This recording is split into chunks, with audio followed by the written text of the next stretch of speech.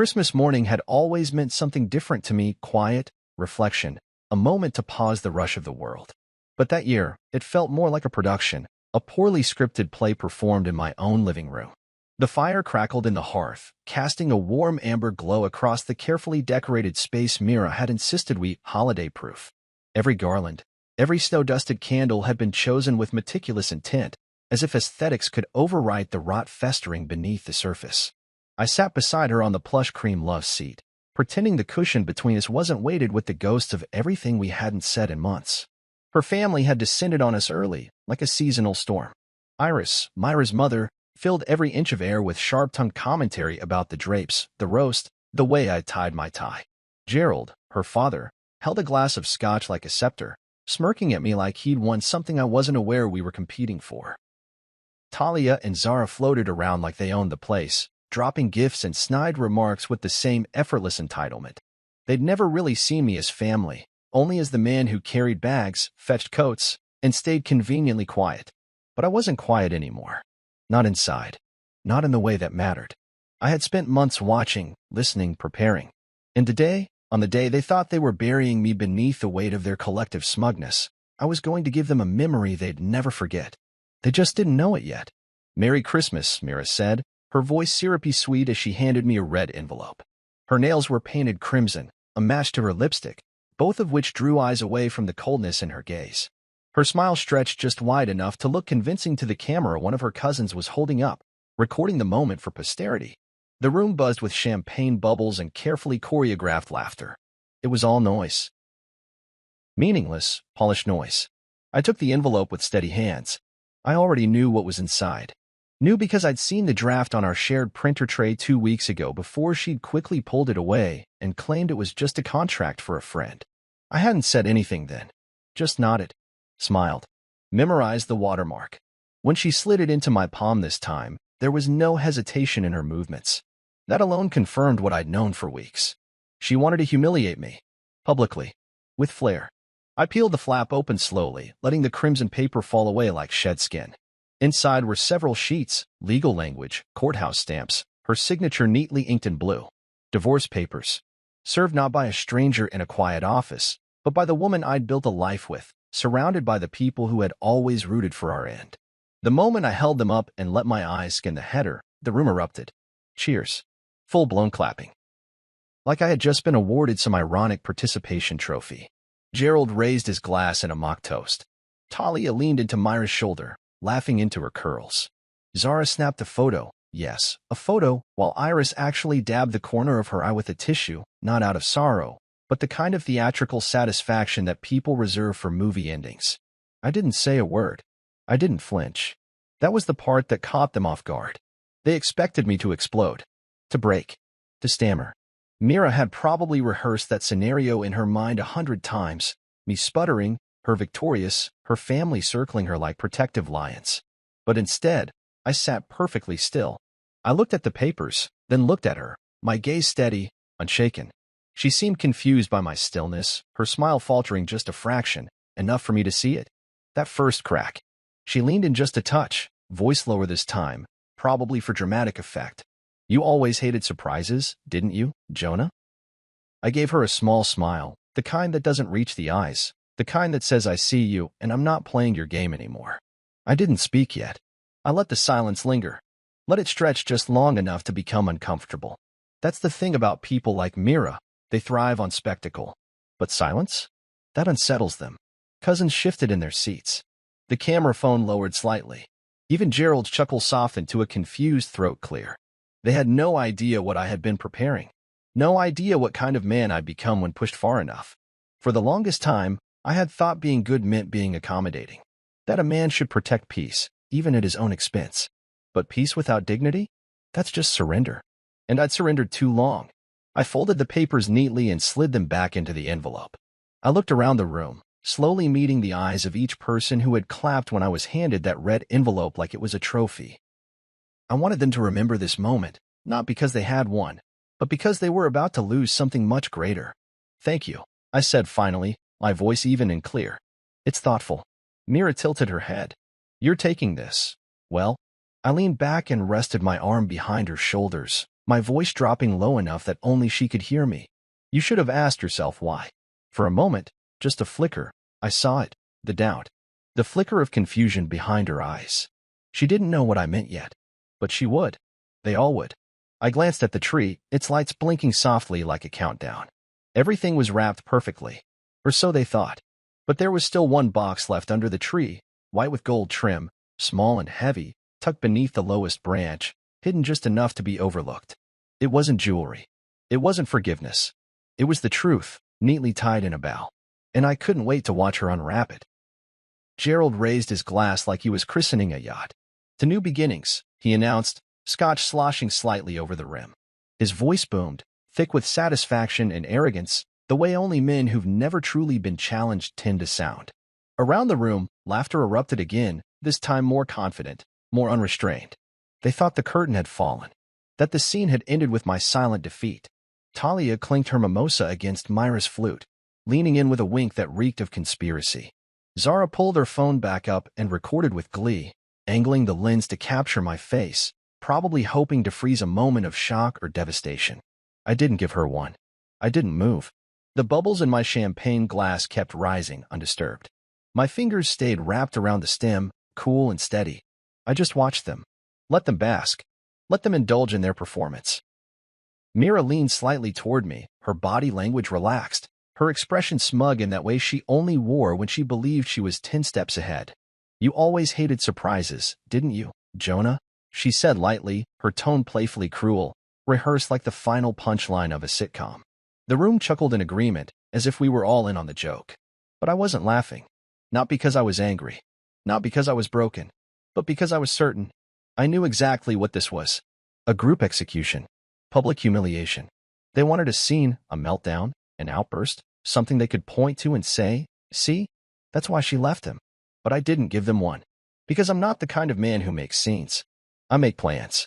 I'd seen this play before. Not the exact one, but the themes were familiar. The plotting behind closed doors, the whispers just a little too quiet, the glances that lasted a second too long. And then, the big reveal, wrapped in tinsel and glassware. Only they didn't know that while they rehearsed their little betrayal, I had been doing some scripting of my own. Months of it. Patience is a kind of power. Most people don't realize that.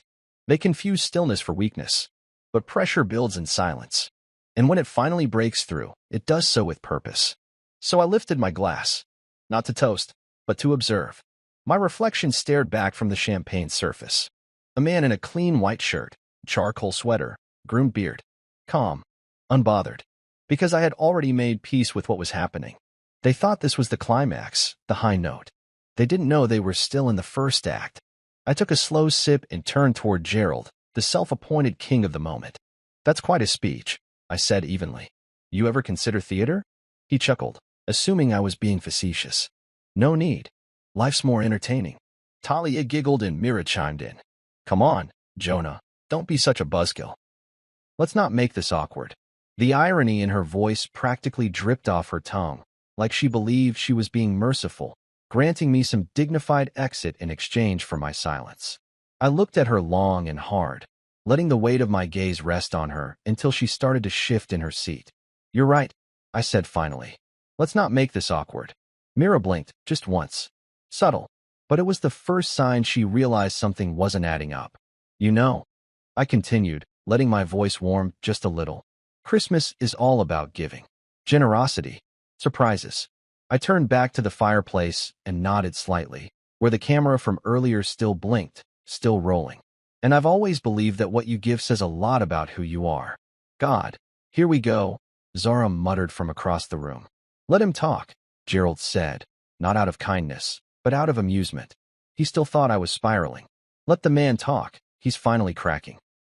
That's what he was thinking. And that's exactly what I wanted him to think. Mira crossed her legs, then uncrossed them. Her fingers drummed lightly on her champagne flute. I could almost hear the gears turning behind her eyes. She was trying to figure out if I was bluffing, trying to remember if she had missed something. Spoiler, she had. I turned my head toward her, keeping my tone light. You handed me a red envelope with divorce papers, Mira, in front of your entire family, on Christmas morning. And while I admit, that's bold, it's not exactly elegant. A few snickers broke out. Mostly from the younger cousins, the ones who lived for drama and probably thought they'd just witnessed a Hallmark villain origin story. But then I saw it again, that flicker of doubt in Myra's eyes. She knew me. She knew I didn't move unless I had somewhere to land. And I hadn't moved yet. So she smiled again, tighter this time. Well, Jonah, you always did prefer clean breaks. I nodded. True. But I also prefer context. And then I stood. No one expected it. Zara lowered her phone. Gerald raised an eyebrow. Mira tensed. I didn't raise my voice. Didn't slam anything. I simply placed my champagne glass on the side table and straightened my sweater like a man preparing to make a presentation. There's something you all should know, I began. Something Mira forgot to mention while she was choreographing this little holiday performance. My hands were loose by my sides. No notes. No paper. Just certainty. See, when someone tries to end a marriage like this, it usually means they believe they've already won, that they've planned everything, that the timing is theirs to control. Mira stood up beside me, trying to laugh it off. Jonah, stop. Don't do this. Not here. Why not? I asked, still not looking at her. You picked the time, the place, the audience. Gerald's tone darkened. What's going on here? I turned to him. What's going on is that I didn't come to this party empty-handed. That's when Myra's eyes widened. I leaned down, picked up a small gift box from under the tree, white, gold-ribboned, unnoticed until now, and held it in my palm. This is for you, I said, handing it to her. And then I smiled. Merry Christmas, Mira. The room hushed. The laughter had died. Champagne fizzed in the silence. Because this time, the surprise was mine, and they wouldn't be clapping when they opened it. I have a gift for you too, I said, keeping my voice smooth, deliberate, like I hadn't just been ambushed in my own home. Myra's eyebrows arched slightly, amused. She leaned back, the kind of lean a poker player does when they think they've already won the hand and want to see you bluff. Really? She asked, her voice tinged with mock surprise, that same performative sweetness she'd worn all morning like a new perfume. Her sister snickered, not even trying to hide it anymore. Gerald was back in his scotch, already disinterested in whatever desperate last-ditch effort he assumed I was making. But Mira? She was still watching me because she knew I didn't give gifts lightly, especially not after what she'd just done. I walked slowly to the tree. The laughter had faded into murmurs, fizzled into the flickering sound of the fire licking at the logs. The room, seconds ago full of gloating and noise, now waited, half expectant, half confused. Even the younger cousins, who had been busy scrolling or texting, paused to watch. I bent down and pulled out the box that had been resting quietly under the bottom branch, tucked beside a silver-wrapped package from Iris. It wasn't large, but it was weighted, dense, intentional, white with gold trim. A perfect little square. Clean corners. A satin ribbon tied not with love but precision. I turned and walked back to Mira, holding the box in my hand like it weighed nothing. But inside, it carried more than any gift she could have imagined. She held her hand out almost lazily, but I noticed the slight tremor in her fingers as I placed the box into her palm. A shift. Subtle. But there. Her eyes lingered on it longer than she meant them to, studying it. Maybe she thought it was jewelry. That's what her sisters would have assumed, some misguided olive branch, a diamond apology, a pathetic plea to reconsider. Maybe she thought I was trying to save face, to soften the blow she'd just landed. I watched her fingers move slowly. She untied the ribbon like it was sacred, her practiced hands suddenly unsure. The box opened with the faintest creak. First came the tissue paper, then the item beneath. Her brows knit together in confusion. It wasn't a necklace, or a ring, or even a note of forgiveness. It was a USB drive, plain, black, unmarked, and beneath it, a folded document with a notary seal. She pulled the paper out with one hand, holding the drive in the other. Her posture changed, no longer smug or triumphant, but frozen in that quiet sort of dread people feel when they open something they wish they hadn't. The notary seal glinted slightly under the overhead light as she unfolded the sheet. She tilted her head, her lips parting to form a question, but nothing came out. Not yet. I said nothing. She scanned the document. Her eyes darted across the words, her mouth moving slightly as she read, line by line, clause by clause. I waited. It wouldn't take long. Just a few seconds to get to the good part. And there it was. Her jaw stiffened. Her breath caught. Jonah, what is this? Her voice cracked slightly. I took a step closer. Just enough for her to hear me clearly, but not close enough to be intimate. Keep reading, I said. The air shifted. I could feel the energy in the room start to pull tight like the slow winding of a string. The conversations around us had gone quiet. Iris glanced over, narrowing her eyes. Gerald straightened up. Zara and Talia leaned forward like they were watching the next twist in a show they thought they already knew the ending to. Myra's fingers gripped the paper tighter. I could see her pulse ticking at her neck. Her lips moved faster now, reading, rereading, trying to make sense of what she was holding. The silence stretched, long and tense, until it snapped with 3 words. "You can't. This isn't legal." Her voice was sharper now, louder, cutting through the murmurs and dragging everyone's attention fully to us. I didn't flinch. "Actually," I said calmly, "it is." She looked at me like I had just confessed to murder in the middle of church. "You forged this," she hissed. "You had to." "No," I nodded toward the bottom of the page. "Your signature. Witnessed. Notarized. Dated. A month ago."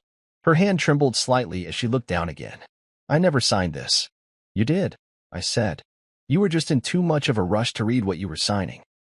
She blinked at me, and I saw the panic bloom behind her eyes. That growing realization that she'd been outmaneuvered. I had spent months letting her think she was the mastermind. Let her believe I was distracted, docile, domesticated. I was none of those things. I had been preparing. "What did I sign?" she asked, breath shallow now. I leaned in slightly, my voice low. "A transfer of ownership. Of the house. The cars. The business accounts." Myra's mouth opened, but nothing came out. She looked like a woman who'd been handed a grenade she thought was a snow globe. I turned back to the room and lifted the document for all to see. If anyone's curious, this is a legal instrument Mira willingly signed. It gives me full ownership of all shared assets. It went into effect yesterday. I paused. "Merry Christmas, everyone." Gasps. Audible gasps. A few muttered, "What the hell's," from the corner. Iris stood halfway up, wine glass trembling in her hand. Gerald furrowed his brows and looked at Mira like she had just dragged his reputation through the mud. Zara's mouth hung open. Talia looked like someone had poured cold water down her back. Mira, meanwhile, still hadn't moved. She just stood there, staring at the paper like it was going to catch fire in her hands. "This is a joke," she said finally, but it sounded more like a hope than a conviction. "It's not," I replied, plucking the USB drive gently from her hand. "But if you'd like to understand the rest, you might want to watch this." And I turned to the TV. Because the performance wasn't over. It was just getting started. Mira stood frozen, the notarized document still clutched in her hand, the pristine Christmas decor around her suddenly feeling like a garish stage set. All the red and gold, the lights twinkling cheerfully from the tree, now looked ridiculous under the weight of what she was holding. Her hand hovered slightly in the air, as if letting go of the paper might reverse time and undo everything. But I wasn't giving her that luxury. Not today. I walked to the entertainment console, retrieved the remote, and switched on the TV mounted above the fireplace. The screen flared to life, casting a cool glow across the faces that had, just minutes ago, been contorted in smug laughter. The mood had shifted completely now. No more jokes, no raised glasses, no winks or clinks or whispered insults disguised as compliments. Now there was silence. Pure, electric silence. Mira hadn't moved, but I could see her thoughts scrambling, crashing into each other behind her eyes as she tried to calculate the extent of what was happening. The document had already gutted her certainty. The USB drive was about to bury it. On screen, the footage began to play. No dramatic music. No build-up. Just cold, clinical video from the security Kim installed in the conference room of our shared office. She didn't know I'd upgraded the system 3 months ago. Motion-activated audio recording. High-res visuals. Timestamped, watermarked, backed up to a cloud drive she didn't even know existed. The image was clear as day, Mira, seated across from Kenji Morales, our accountant, and, unbeknownst to her, the newest witness in a very thorough case. In the video, Kenji slid a folder across the table toward her. Mira picked it up, flipping through the pages without hesitation. She looked calm, almost too casual, like this was routine. Her voice was crystal clear when she spoke. "Once Jonah signs that loan," she said, "we'll drain the account. Split it. He won't know what hit him." Gasps rippled through the room. Her sisters looked like they'd seen a ghost. One of the cousins whispered, "No way." Iris was stiff, her lips parted, her glass untouched. Gerald turned his head sharply toward his daughter, eyes narrowing with a mixture of disbelief and growing fury. I didn't look at any of them. I kept my gaze on Mira, who stared at the screen like it might implode. Her body was still, but I could see her pulse beating wildly in her neck, her breath quickening, shallow and erratic. Her mouth moved slightly, tiny, involuntary motions like she was trying to find words that weren't there. She stepped forward suddenly, reaching for the remote in my hand. "Turn it off," she hissed. This isn't what it looks like." I didn't move. "Oh, it's exactly what it looks like," I replied. "It's just the part you thought no one would ever see." The video kept rolling. Kenji laughed in the footage, low and cocky, the way a man laughs when he thinks he's untouchable. "He's too soft," he said. "Too loyal. You're lucky he doesn't know how to fight dirty." On cue, I paused the video. The room was holding its breath. Myra's eyes were wide now, her pupils dilated, her face paler than I'd ever seen it. The Mira I knew, the one who orchestrated dinner parties like military campaigns, who polished her voice and posture before every meeting, who never walked into a room without planning how to own it, was gone. What stood in front of me now was someone cornered, stripped of her script. You can't use this," she said, her voice cracking. "This was a private conversation." "No," I said calmly.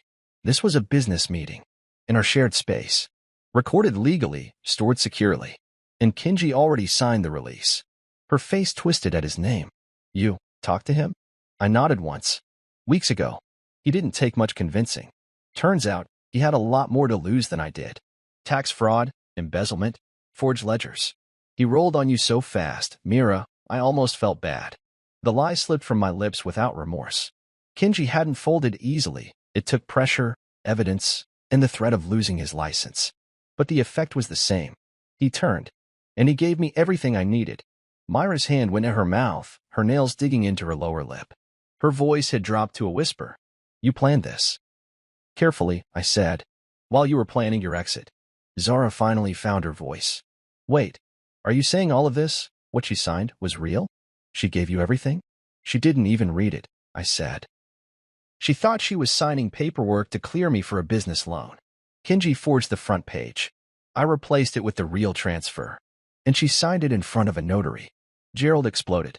"You're telling me you used my daughter's stupidity against her? That's low, Jonah. Even for you." I turned to him, steady. "No, Gerald. I used the truth. Something none of you seem to be familiar with." Myra's voice cracked open like a shattered mirror. "You can't do this to me." "I didn't do this to you, Mira," I said. "You did this to yourself. I just gave you the mirror."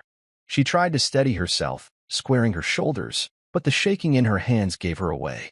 The room was no longer hers. The attention she had demanded earlier was now her burden. All eyes were on her, but this time they weren't cheering. They were watching a downfall, live and raw and irreversible. She turned to Iris for support, but her mother didn't say a word. Her mouth was tight, her jaw clenched. Whatever sympathy she might have had was buried beneath the weight of embarrassment and rage. Gerald sat back down, his scotch untouched. Even the cousins had gone quiet, phones lowered, faces pale. Mira looked back at me with tear-glazed eyes. "You set me up." "No," I said softly. "I just stopped pretending I didn't know who you really were." And with that, I pressed play again. Because the worst wasn't over yet. The room went silent, not just quiet, silent.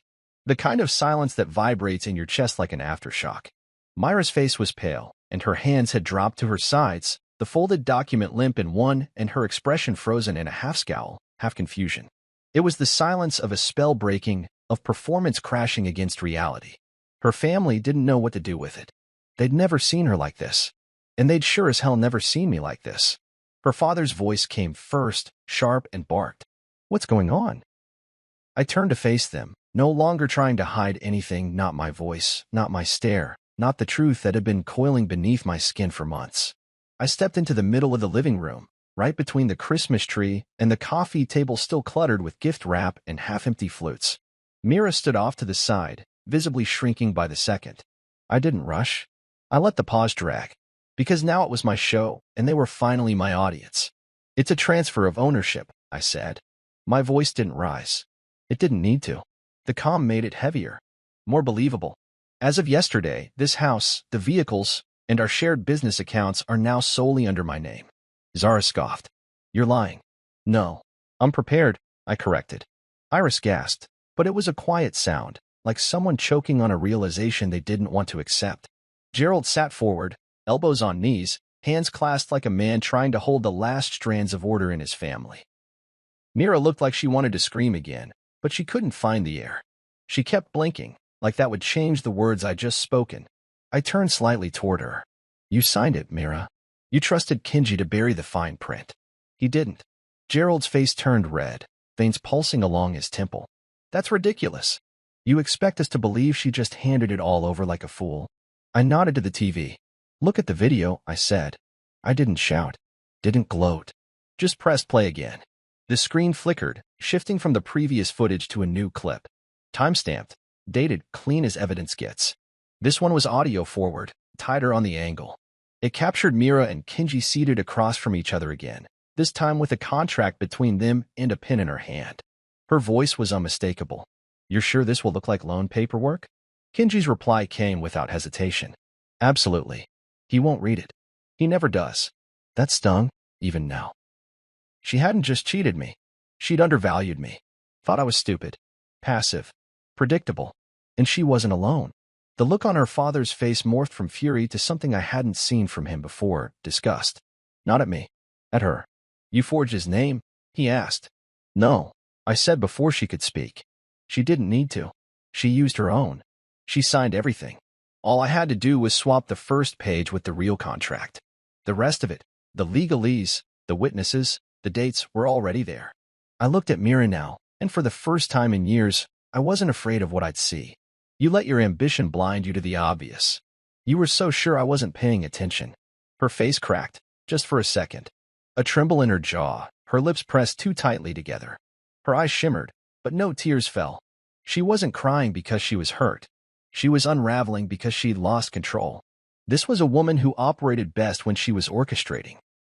And now she was standing in the middle of her own collapse with no script in her hand. The TV kept playing, but I muted it. The audio had done its job. The visual was now just background noise. I turned to Gerald.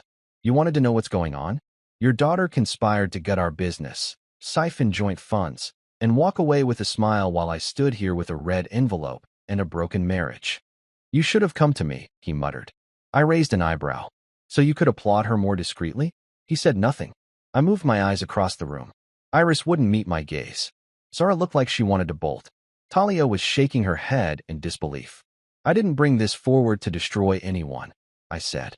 I brought it forward because I was done being the quiet one, the reliable one, the fool. I looked directly at Mira again. You wanted me humiliated. You wanted to ruin me in front of your family. Merry Christmas, Mira. Here we are. She finally spoke, her voice brittle. Jonah, this is revenge. No, I replied. This is documentation. I pulled the final piece out of my pocket, the audit report. Crisp, stapled, with every account Mira thought she could drain listed in detailed transactions. Every dollar, every timestamp, every digital fingerprint. The room might not have understood what they were looking at, but Mira did. Her knees slightly buckled when she saw the front page. I handed it to her without venom. Just held it out. You don't get to play the victim now, I told her. You wrote the story. I just published it. Talia finally muttered.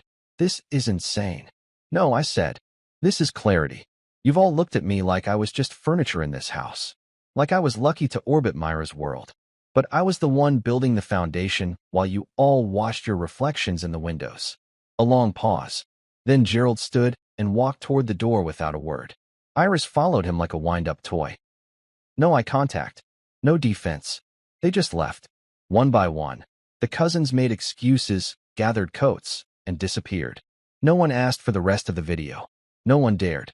Zara looked stunned as she grabbed her purse, saying only, wow, under her breath before slipping out like a ghost. Talia lingered longer, her face unreadable, but eventually she too walked out, leaving Mira standing alone. The room was half empty now, like a theater after a final act no one applauded. Mira opened her mouth again, but I raised a hand. I'm not done, I said. But we are. Then I turned toward the hallway, because I had one more gift to deliver and one more goodbye to give. And this time, I would choose the exit. I didn't go far. Just a few steps toward the console again, remote still warm in my hand. The TV was muted now. Its screen paused on an image of Mira and Kenji in that quiet office, both of them grinning like they'd cracked some impossible code. But the real footage, The one Gerald needed to see hadn't played yet. Not the part that cut through more than just marriage vows. The part that ripped into the illusion of loyalty Mira had paraded around for years, especially to her father. I glanced over my shoulder.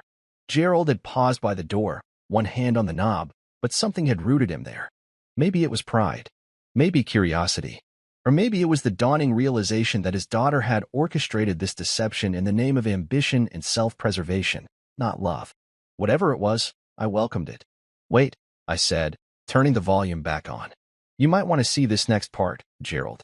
Myra's eyes shot to the screen. Jonah, don't, she started, but I didn't even look at her. I just hit play. The room refroze, like someone had dropped the temperature. On screen, the hotel security footage began. Clear as day. Mira and Kenji entering the downtown Marriott. Their hands brushed as they passed through the lobby. He reached for the small of her back as they entered the elevator.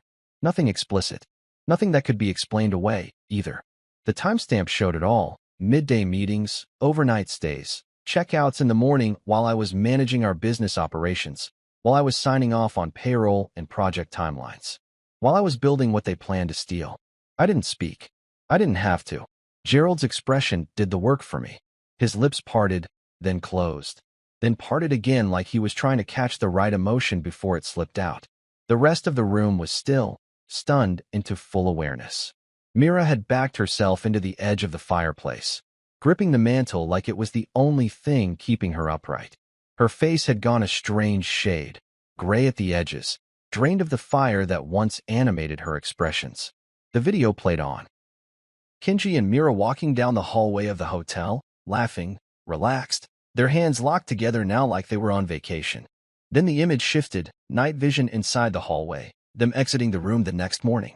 Myra's hair was pulled back in a loose bun. She wore one of his jackets. Her mother gasped, and it was real this time. Sharp. Small.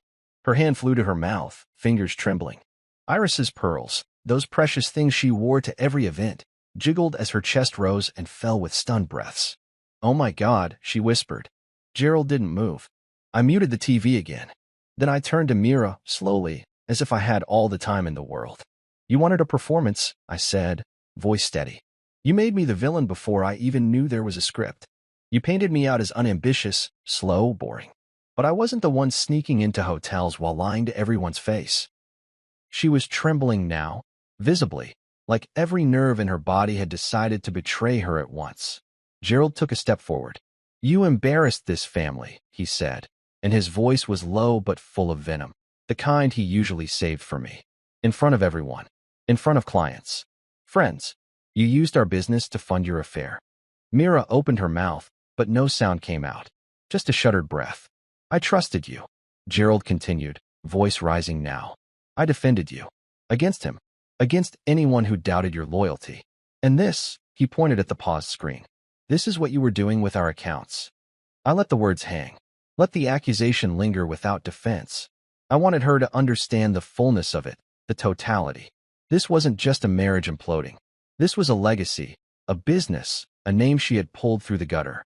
And I had the receipts. I walked over to the side table and retrieved a small folder. Not the audit. Not the contract. This one was newer, printed the night before, hot off the email chain from my lawyer. I handed it to Gerald without saying anything. He looked down, flipping through the pages with tense fingers. This, I finally said, is the compiled report. It's been submitted to the board. The embezzlement, the fraud, the unauthorized wire transfers. Myra's name is on every transaction. Kenji's too. They've both been reported. His eyes snapped up. The board knows. They do now, I answered. Renee sent it last night.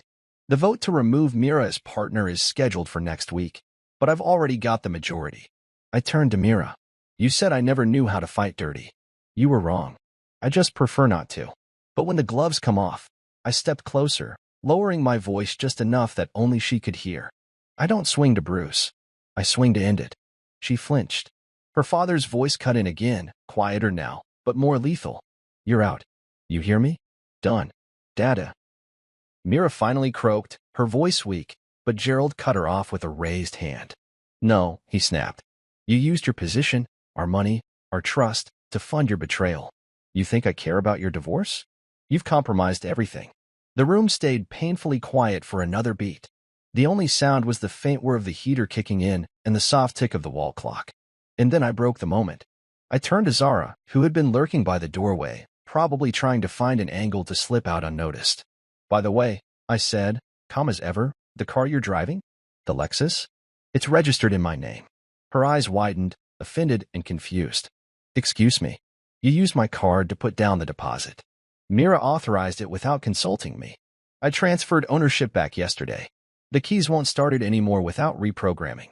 Zara blinked. "You're serious?" "Dead serious," I said. "You might want to Uber." A few scattered gasps rippled again, but I was already walking back toward the fireplace, placing the remote down gently, the footage still paused on Myra's smiling, grainy face. "Let's keep watching," I said, not for drama, but for clarity. There's still more to see. And this time, no one told me to stop.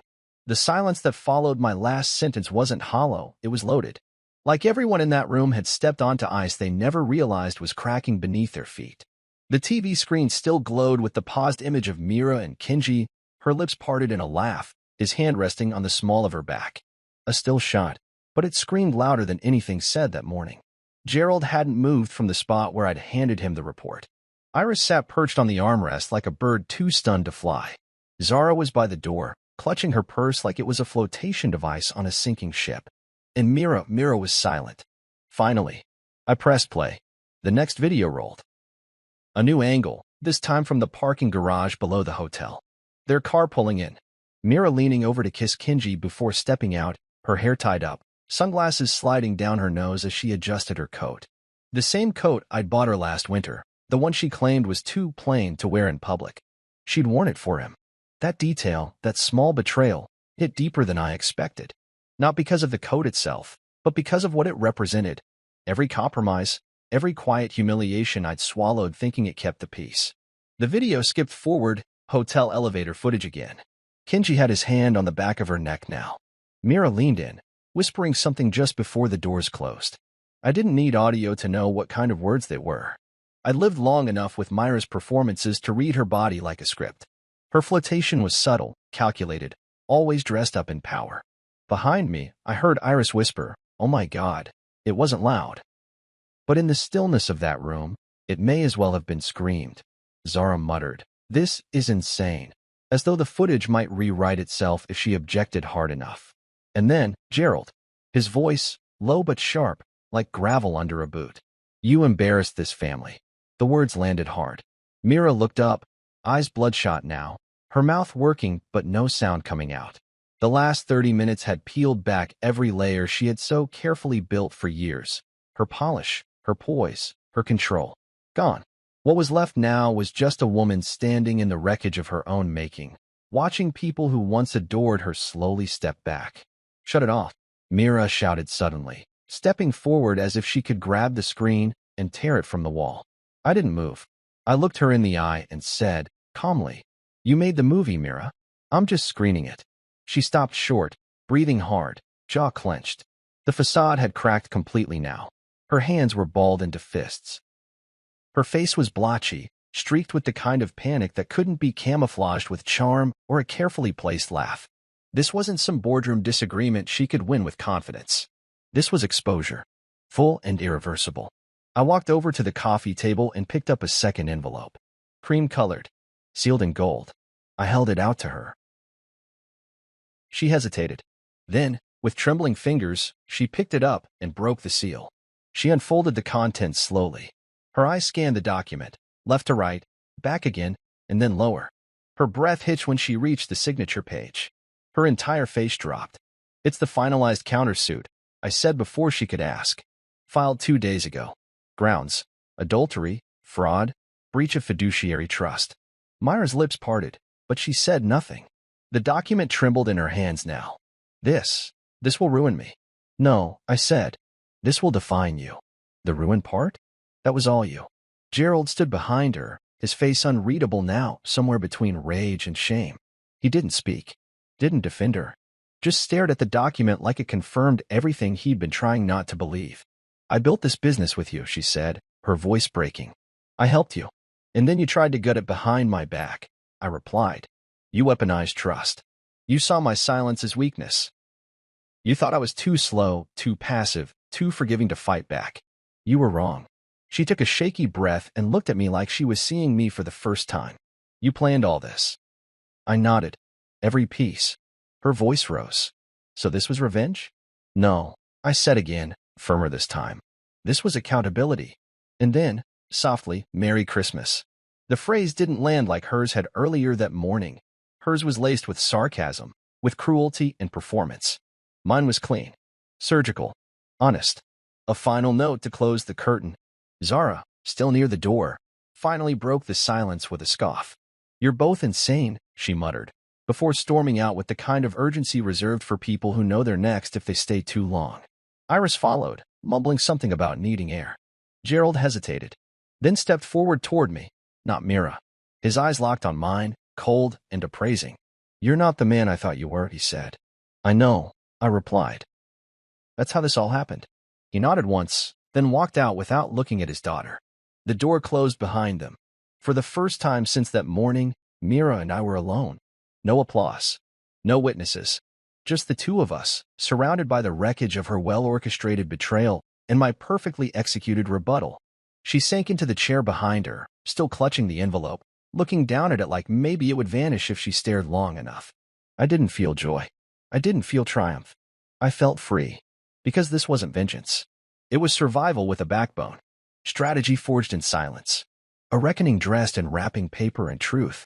I reached for my coat, already packed. There was nothing more to say. The storm had come. The truth had exploded. And I was walking out clean. I didn't slam the door. I didn't yell, didn't throw anything, didn't stomp up the stairs like a child having a tantrum. That wasn't my style, and certainly not now, not after everything. No, I walked slowly and deliberately toward the hallway closet, the way someone does when they've made peace with a storm that has already passed. Each step felt like shedding a layer I didn't realize I'd been wearing. Years of silence, of endurance, of trying to hold together something Mira had been dismantling from the inside. I left all of that with every click of my heels on the polished hardwood floor. I opened the closet and pulled out the overnight bag I'd packed days ago. I had tucked it between winter coats and an old vacuum cleaner, zipped and ready. Mira never noticed it. She never noticed a lot of things about me until I made her look. Behind me, I heard the creak of the floor as she rose from the chair, slow and disoriented. Where are you going? She asked, her voice raw, cracking at the edges. I turned around, the bag strap looped over my shoulder. She looked smaller now, somehow. Not in stature, but in presence. Mira had always taken up space, filled rooms with her confidence, her curated grace. But this morning had shrunk her. Now she stood barefoot on the rug, wrapped in the remains of her arrogance and panic, holding the envelope like it might warm her. Somewhere peaceful, I said. My voice was calm, even. Not cruel. I didn't need to be cruel. I had already won. She took a step forward. You're just leaving? The deed is done, I said, nodding toward the living room. Literally. I can't believe you do this, she said, but the force in her words was gone. It was like watching someone try to build a wall with wet paper. You believed I was weak, I said simply. You believed I'd never push back? That was your mistake. She scoffed, reaching for something, anything, that would reverse this. You think this makes you noble? No, I said. It makes me free. I walked past her toward the front door, my hand brushing the edge of the table where she'd once laid out place cards for family dinners like it was a gala.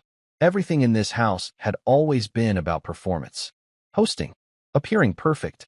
Even our marriage became part of her brand. Jonah, the supportive husband in the background, the tech mind behind the scenes. Only now, the curtain had dropped, and there was no audience left to clap for her. Jonah, wait, she called after me. I stopped, turned to face her one last time. By the way, I said, my voice quieter now, the prenup. It had a fidelity clause. Her brow furrowed. You forgot about that, didn't you? I continued. It was buried in the back. Gerald insisted on it. Actually, back when he thought I was the one who'd need controlling. Her face went slack. I stepped forward just enough to watch the understanding hit her. You forfeit everything.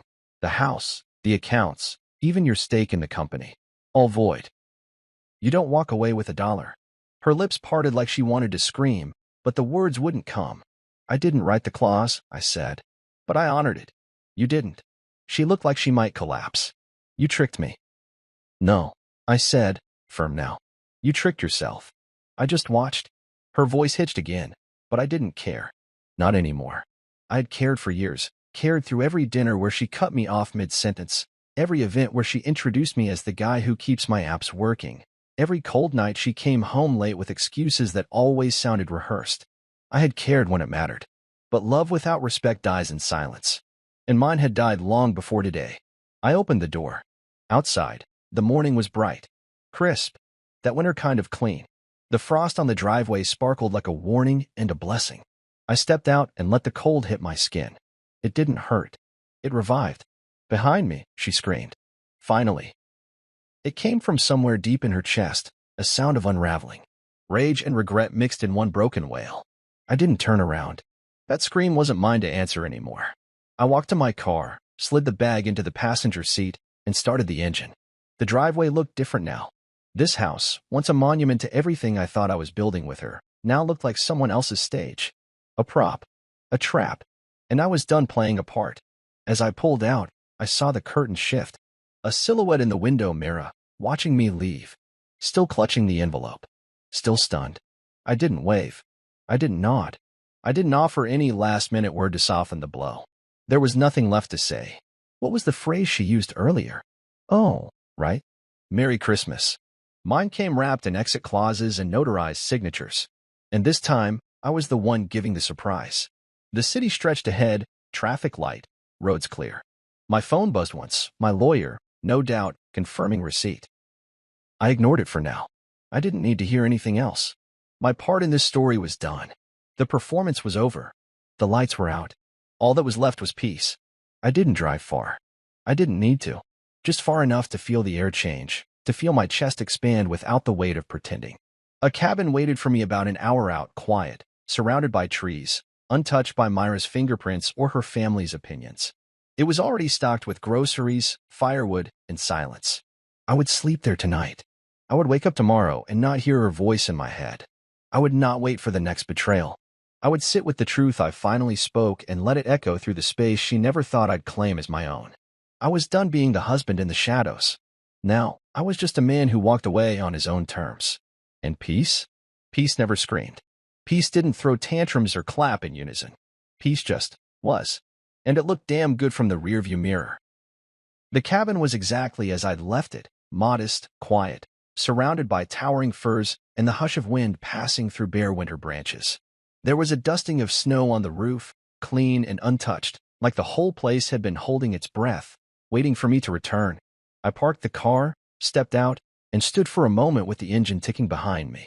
No voices, no judgment, no clinking glasses or forced laughter or backhanded compliments disguised as holiday cheer.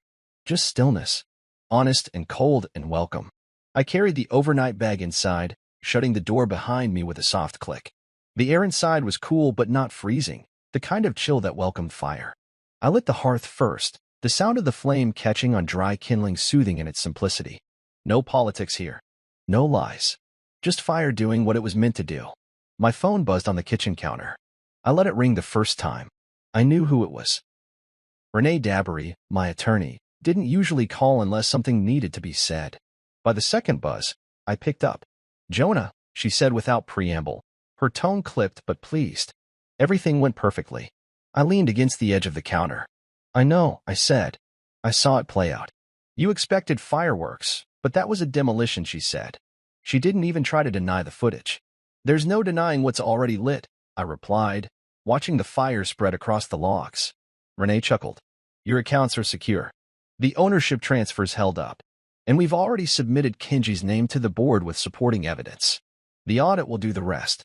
I ran a hand over my jaw. How long until it hits the industry?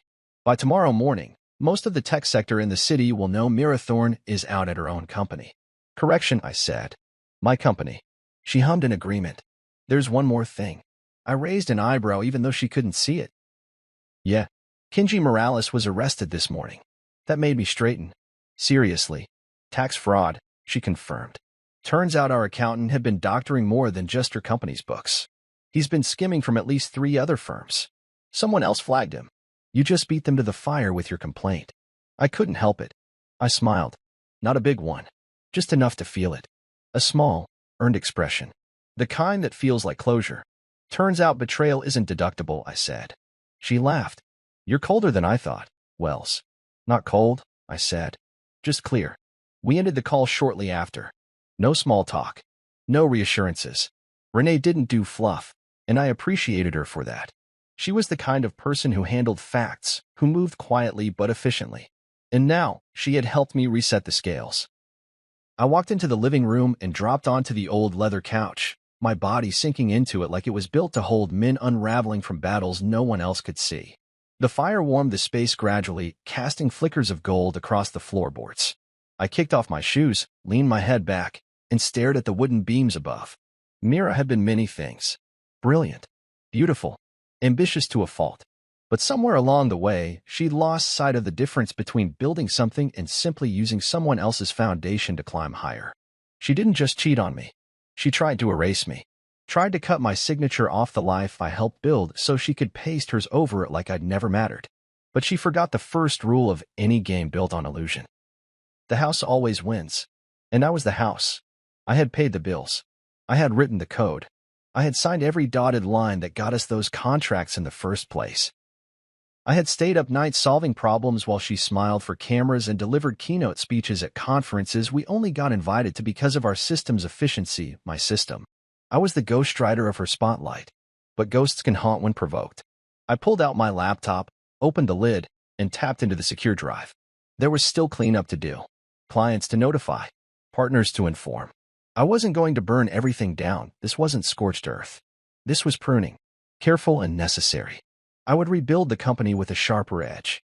No more shared leadership. No more blurred lines. Just results. After 30 minutes of drafting emails and forwarding documents to my assistant, I closed the laptop and sat back.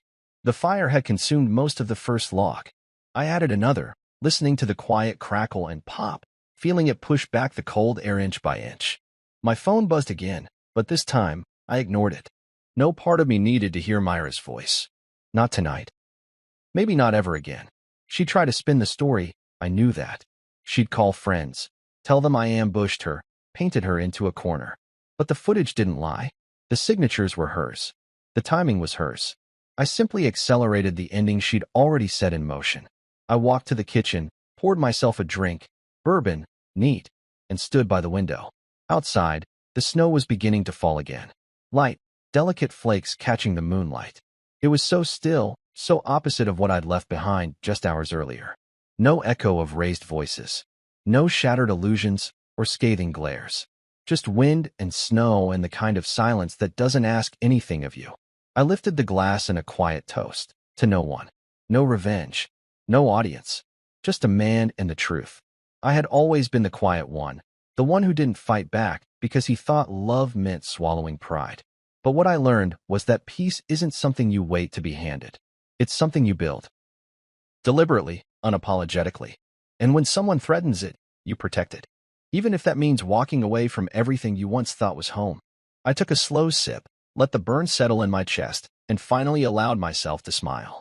I didn't need applause. I didn't need an apology. I didn't even need closure from Mira. What I needed was already mine again. And tomorrow? Tomorrow, I would wake up in this cabin, make coffee, and start rebuilding. Not from scratch. Just from truth. And truth always has a way of surviving the storm. It snowed that night, soft and slow, blanketing the cabin roof and the tree branches like the sky was laying a clean sheet over everything. I didn't turn the TV on. Didn't check the news. Didn't reach for my phone, which still sat face down on the kitchen counter, silent and forgotten. For the first time in years, I didn't feel compelled to respond. There was nothing urgent to manage. Nothing to repair. Nothing to prove. I sat by the fireplace, legs stretched out, glass in hand, and just listened to the creak of the walls, to the occasional thud of snow sliding off the eaves, to the hush that comes when you finally stop performing for people who only ever wanted to see you lose. That silence? That was peace. And it didn't feel empty. It felt earned. Outside, the world kept turning. Emails would get sent. Calls would be made. Mira would scramble to salvage what she could of her image, her contacts, her control. The board would meet without her. The story would spread, polite in some circles, vicious in others. The woman who thought she could orchestrate a public execution was now the subject of one far more quiet and complete. But none of that belonged to me anymore. Inside this cabin, there was no judgment, no manipulation, no applause or betrayal. Just breath, just warmth, just the man I still was beneath all the roles they tried to bury me under. I rose and opened the back door, stepping out onto the small wooden deck. The air was sharp with cold, but invigorating. The snow crunched under my socks, but I didn't care.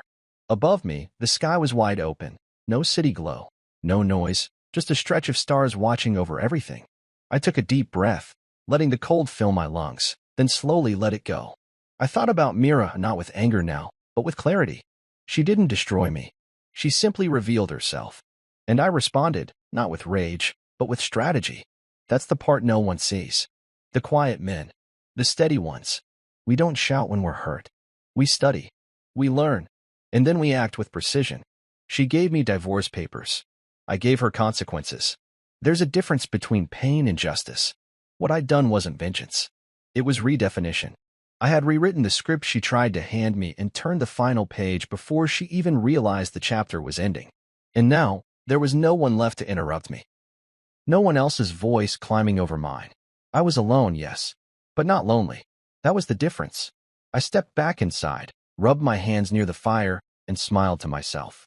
A real smile. Not the kind I wore at board meetings, not the tight-lipped one at family dinners, or when Mira made one of her public jabs. This smile was mine. Small, solid, unapologetic. There would be other seasons, other days with new stories. But this one, this moment, it was mine. No compromises, no background role. Just me, finally seen, even if only by the man in the mirror. And you know what? Peace looks good on me.